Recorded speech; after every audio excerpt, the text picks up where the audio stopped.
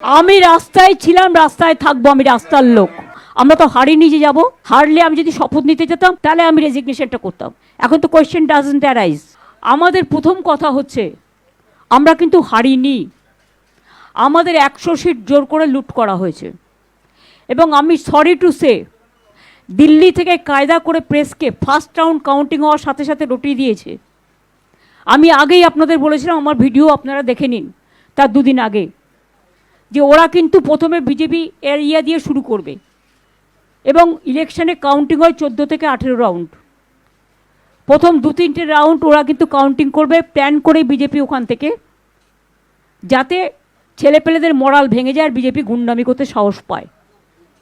আমাদের লড়াইটা বিজেপির সাথে ছিল না, আমাদের লড়তে হয়েছে ভিলেন ইলেকশন কমিশন, যিনি ব্ল্যাক হিস্ট্রি তৈরি করেছেন। আমরা যখন প্রথম জিতেছিলাম আমি বলেছিলাম কারো উপর যেন কোনো অত্যাচার না হয়, বদল চাই, বদলা নয়। আমরা কিন্তু সিপিএমের একটা পার্টি অফিসে হাত দিইনি, আমরা কোনো অত্যাচার করিনি। আমি রবীন্দ্রসঙ্গীত আর নজরুল গীতি গাইতে দিয়েছিলাম।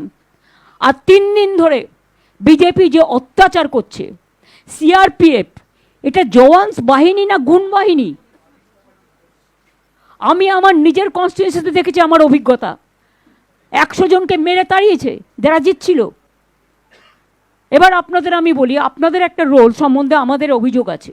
আমরা আসামেও কালকে একটা সিট জিতেছি, তারপরে ওখানেও অত্যাচার করতে শুরু করেছে, সুস্মিতা দেবে আমাকে জানালো। পরবর্তী স্ট্র্যাটেজি আমরা পার্টিতে বসে ঠিক করব, আপনারা টাইম টু টাইম জানতে পারবেন, চিন্তার কোনো কারণ নেই। কেন, কিসের জন্য? আমরা তো হারিয়ে নিয়ে যাব। হারলে আমি যদি শপথ নিতে যেতাম তাহলে আমি রেজিগনেশনটা করতাম। এখন তো কোয়েশ্চেন ডাজন্ট অ্যারাইজ। জোর করে দখল করে যদি কেউ মনে করে যে আমি কি রেজিগনেশন দিতে হবে, নো, নট দ্যাট। কোনো সন্ত্রাস হয়নি, সব মিথ্যে কথা। এনআইএ থেকে শুরু করে একটা চকলেট বোম ফাটালেও কতবার 355টা টিম পাঠিয়েছে বাংলায়। এখন হিউম্যান রাইটস কোথায়? শিডিউল ট্রাইব কমিশন কোথায়?